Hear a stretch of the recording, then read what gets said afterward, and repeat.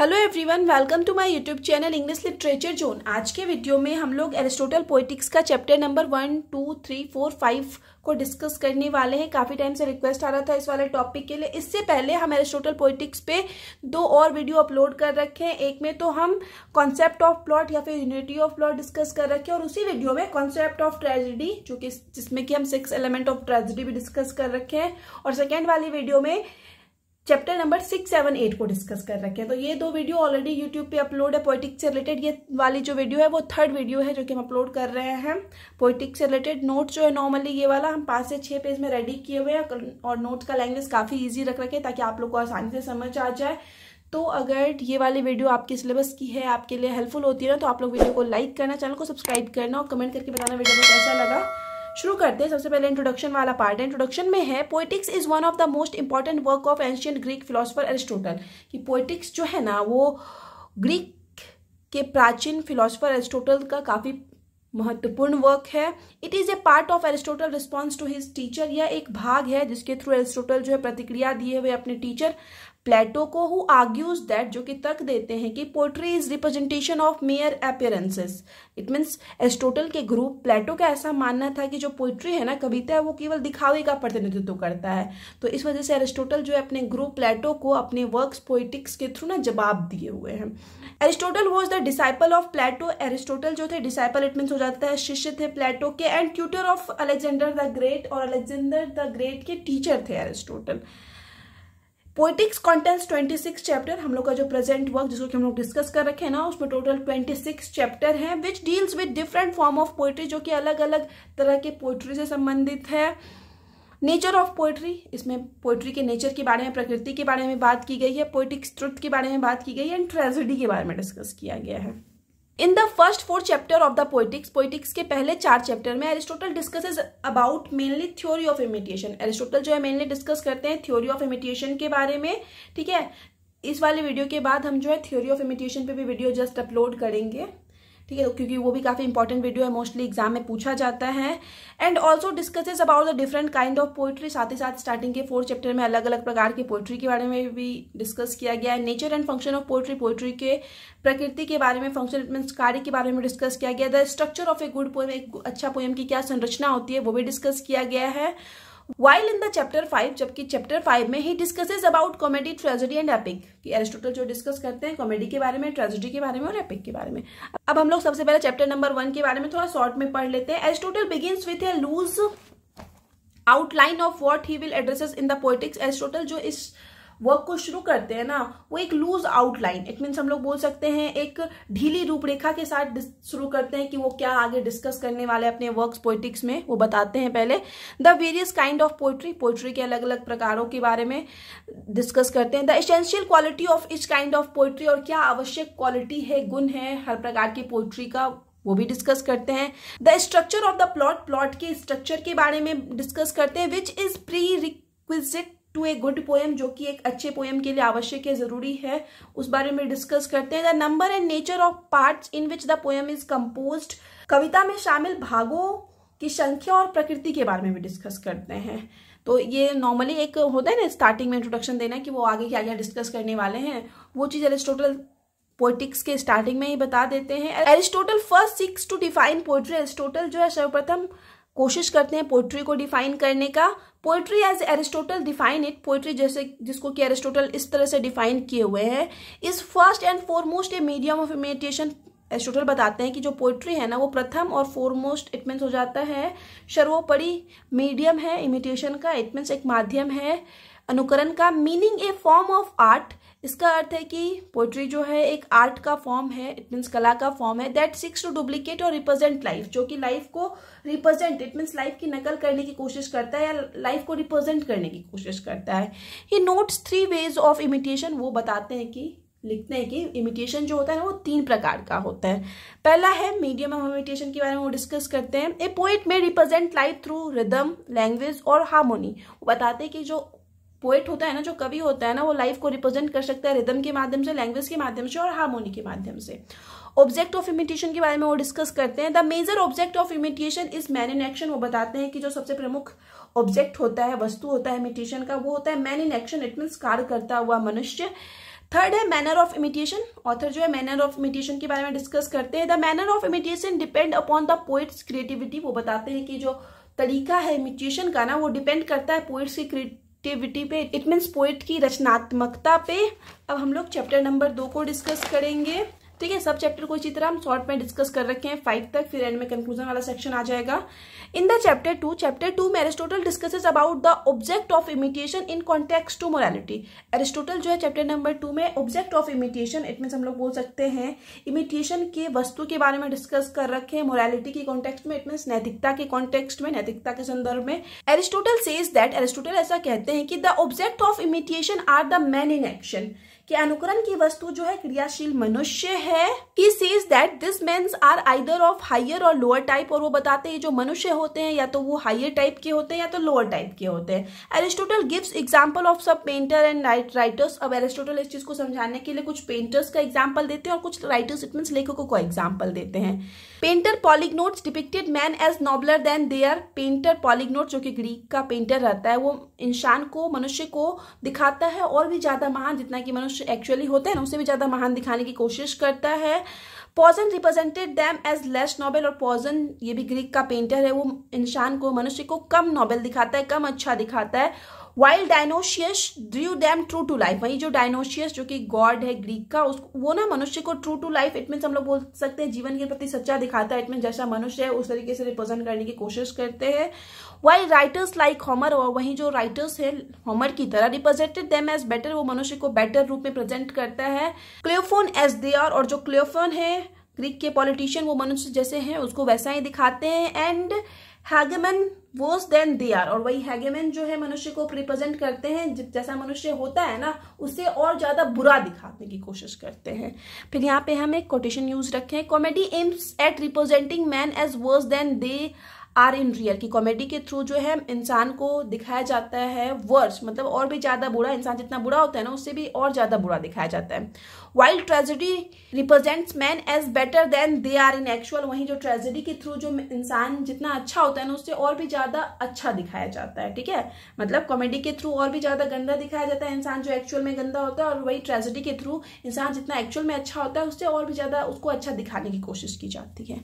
Next हम लोग chapter number 3 के बारे में डिस्कस करेंगे। इन चैप्टर नंबर 3 में Aristotle discusses the manner of imitation. Aristotle जो है इमिटेशन के माध्यम के बारे में डिस्कस करते हैं। And the summary of 3 aspects of imitation, और साथ ही साथ समरी इट मीन्स सारांश देते हैं 3 इमिटेशन इट मीन्स अनुकरण के एस्पेक्ट्स का, पहलुओं का, मीडियम, ऑब्जेक्ट और मैनर के बारे में बात करते हैं। एरिस्टोटल सेज दैट, एरिस्टोटल कहते हैं कि if medium and object are same, कि अगर मीडियम और ऑब्जेक्ट जो है वो एक जैसा होगा, then the poet can imitate by narration, तो पोएट जो है ना वो इमिटेट कर पाएगा नरेशन से भी, इट मीन्स अनुकरण कर पाएगा नरेशन के थ्रू। This can be done in 3 ways, और ये चीज जो है 3 तरीके से किया जा सकता है। Author can carry out the narration through another character, की एक लेखक जो है किसी अन्य पात्र के माध्यम से वर्णन को आगे बढ़ा सकता है। Author can narrate himself, author जो है खुद से नरेट कर सकता है। Author can present all the characters as living and moving, author जो है, लेखक जो है वो सभी पात्रों को जीवित और गतिशील रूप में प्रस्तुत कर सकता है। सो टू सम अप, इसलिए जो है कुल मिलाकर वी कैन से दैट, हम लोग कह सकते हैं कि Sophocles and Homer are same kind of imitator, की सोफोक्लस और होमर दोनों ग्रीक के काफी फेमस फिलोसोफर और राइटर हैं, वो दोनों ना एक ही प्रकार के इमिटेटर है, इट मीन्स हम लोग बोल सकते हैं एक ही प्रकार के अनुकरण करने वाले हैं। As both imitate higher type of character, क्योंकि दोनों जो है वो हायर टाइप के कैरेक्टर को इमिटेट करते हैं, इट मीन्स हायर टाइप के कैरेक्टर का नकल करते हैं। फर्दर मोर, इसके अतिरिक्त Aristophanes is similar to the both, Aristophanes जो है वो दोनों के सिमिलर है, दोनों के ही समान है होमर और सोफोक्लस के।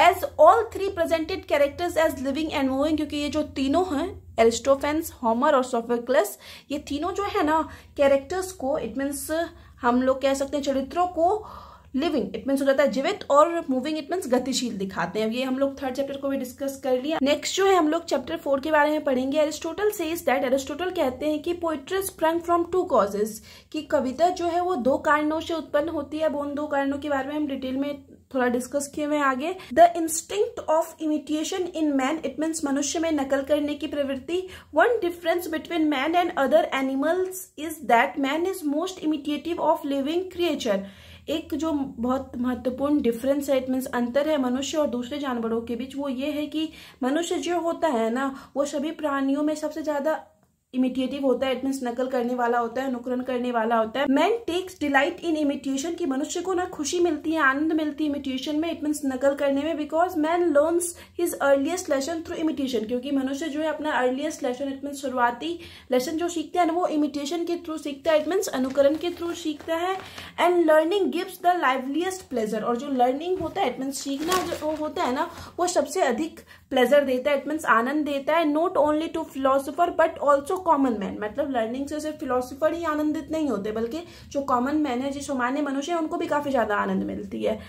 सेकेंड है the instinct for harmony and rhythm, it means instinct, it means हो जाता है प्रवृत्ति, हार्मोनी और रिदम के लिए। This natural instinct in humans led to improvisation in writing which led to birth of poetry, कि मनुष्य की स्वाभाविक प्रकृति जो है ना लेखन में इम्प्रोविजेशन, इट मीन्स हो जाता है कि बिना चिंतित किए, कि इंसान की जो स्वाभाविक प्रवृत्ति है कि वो बिना चिंतन किए कुछ भी लिख देता है ना, which led to birth of poetry, कि इसी के फलस्वरूप जो है ना, इसी के परिणाम स्वरूप जो है वो कविता का जन्म होता है। मनुष्य के अंदर जो एक नेचुरल इंस्टिंक्ट होता है, इट मीन्स स्वाभाविक प्रवृत्ति होती है कि वो बिना सोचे कुछ लिख देता है, तो इसी तरीके से जो है कविता का जन्म हुआ, उदय हुआ।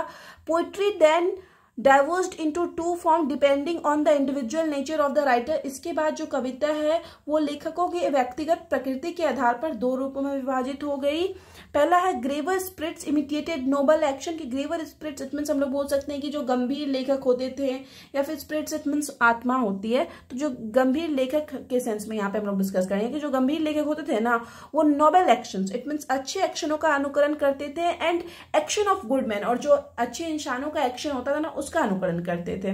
दे रोट हेमेंस ऑफ गॉड, वो भगवान के, ईश्वर के भजन के बारे में लिखते थे, and praises of famous man, साथ ही साथ फेमस मैन इट मीन्स प्रसिद्ध व्यक्तियों की प्रशंसा का गीत लिखते थे, जो गंभीर लेखक होते थे। While the traveller sort of writer, और वहीं जो तुच्छ प्रकार के लेखक होते थे, इमिटेट्स मीनर काइंड्स ऑफ पर्सन, वो लोग जो है नीच प्रकार के व्यक्तियों का अनुकरण करते थे, एंड कंपोज सटायर, और सटायर कंपोज करते, इट मीन्स व्यंग की रचना करते थे। अभी चैप्टर नंबर 4 हो गया, अब चैप्टर नंबर 5 सबसे आखिरी चैप्टर है, फिर कंक्लूजन वाला सेक्शन आ जाएगा। Aristotle talks about comedy and it's evolution, Aristotle जो है चैप्टर नंबर 5 में ना कॉमेडी और उसके इवोल्यूशन, इट मीन्स विकास के बारे में बात किए हुए हैं। Comedy is imitation of character of lower type, की कॉमेडी में ना लोअर टाइप की कैरेक्टर का इमिटेशन किया जाता है, नकल किया जाता है। However the character of comedy are not completely bad, हालांकि जो कैरेक्टर का यूज किया जाता है कॉमेडी में वो पूरी तरह से बैड, इट मीन्स बुरा नहीं होता है। They are ludicrous, it means जो कैरेक्टर होते हैं कॉमेडी में वो उटपटांग होते हैं, and they have some defect और अगलीनेस, और उनमें कुछ डिफेक्ट इट मीन्स दोष होता है, और अगलीनेस इट मीन्स हम लोग बोल सकते हैं क्रूरता होती है, विच इज नॉट पेनफुल और डिस्ट्रक्टिव, लेकिन ये जो अगलीनेस होता है वो पेनफुल इट मीन्स पीड़ादायक या फिर डिस्ट्रक्टिव इट मीन्स विनाशकारी नहीं होता है। एरिस्टोटल सेज दैट, एरिस्टोटल कहते हैं कि the evolution of tragedy is known, की ट्रेजेडी के इवोल्यूशन के बारे में, इट मीन्स ट्रेजेडी का किस तरीके से विकास हुआ ये हम लोग को पता है।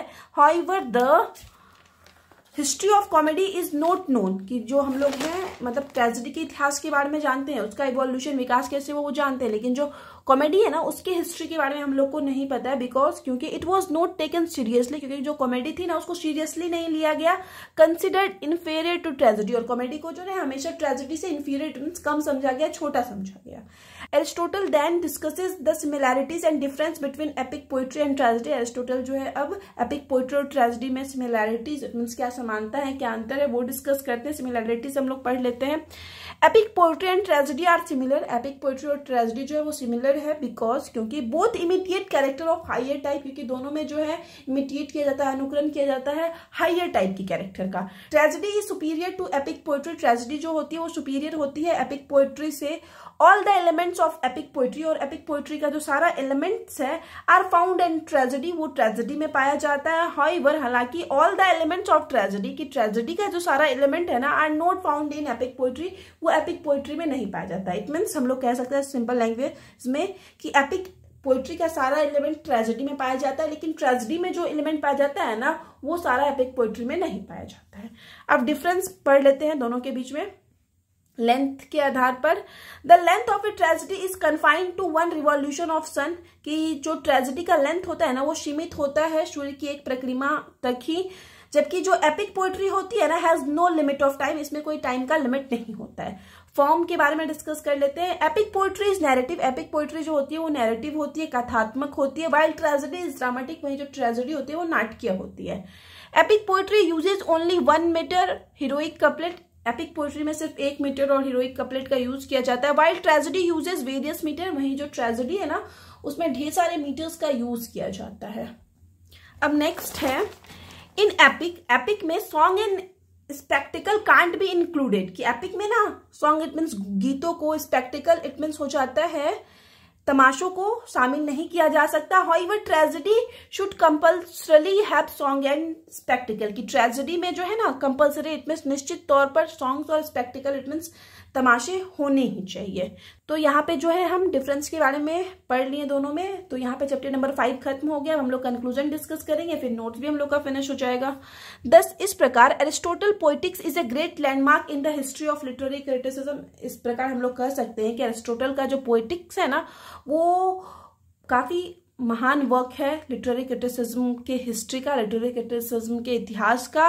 It has been accepted all over the world, इसको एक्सेप्ट किया गया, इसको स्वीकारा गया पूरे विश्व के द्वारा एज ए गाइडिंग प्रिंसिपल, एक गाइडिंग प्रिंसिपल के रूप में, इट मीन्स एक निर्देशित नियम के रूप में होता है ना कि एक रूल्स के रूप में जिसको सारे वर्ल्ड के लोग फॉलो करेंगे, सारे वर्ल्ड के लोग का हेल्प करेगा, तो वैसा गाइडिंग प्रिंसिपल के रूप में एक्सेप्ट किया गया है इसको वर्ल्ड के द्वारा।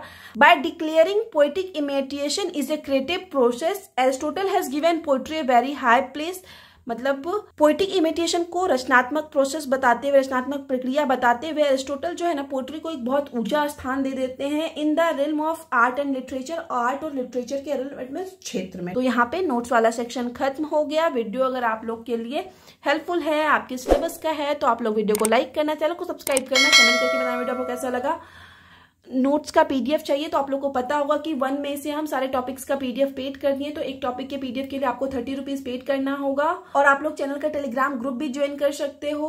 तो टेलीग्राम ग्रुप का लिंक और पीडीएफ के लिए टेलीग्राम का लिंक दोनों आपको इस वीडियो के डिस्क्रिप्शन में मिल जाएगा। और नेक्स्ट जो वीडियो है वो हम मेनली एरिस्टोटल के थ्योरी ऑफ इमिटेशन के बारे में अपलोड करने वाले हैं। तो अगर आप लोग के सिलेबस में ये चैप्टर 5 तक है तो थ्योरी ऑफ इमिटेशन भी आप लोग के लिए इंपॉर्टेंट हो जाता है, क्योंकि मेनली चैप्टर 5 तक ना मतलब इमिटेशन के थ्योरी के बारे में बात की गई है। तो आप वो वाला वीडियो भी कंफर्म देख लेना। मोस्टली चांसेस है कि थ्योरी ऑफ इमिटेशन से भी क्वेश्चन आप लोग को पूछा जा सकता है।